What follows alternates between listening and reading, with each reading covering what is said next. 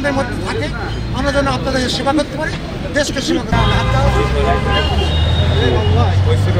আজকের দিনটা শুধু বিএনপির জন্য না, সমগ্র বাংলাদেশের মানুষের জন্য খুবই গুরুত্বপূর্ণ।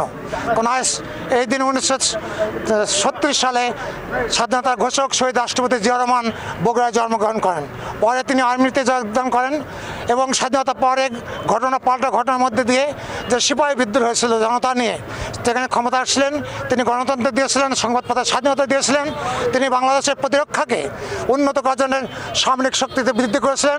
কিন্তু তার এই উন্নয়ন, তার এই কন্ট্রিবিউশন প্রতিবেশী দেশ এবং এই দেশের কিছু অভ্যন্তরীণ শক্তি অপশক্তি তাকে ষড়যন্ত্র হত্যা করেন। আজকের দিনটা তাই আমাদের খুব গুরুত্বপূর্ণ। আমরা যেন আপনাদের কাছে এই দোয়া চাচ্ছি যে আমরা যেন শহীদ রাষ্ট্রপতি জিয়া রহমানের সততা, আদর্শ, দেশপ্রেমে অর্জন করে দেশের মানুষকে এবং দেশকে সেবা করতে পারি।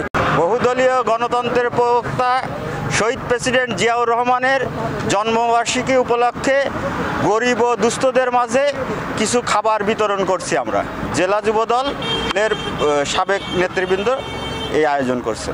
দেশনেত্রী বেগম খালেদা জিয়া সুস্বাস্থ্য কামনা করি এবং দেশরত্ন তারেক রহমানের আগামী দিনের ভবিষ্যতে নেতৃত্ব দেবে এই আশা ব্যক্ত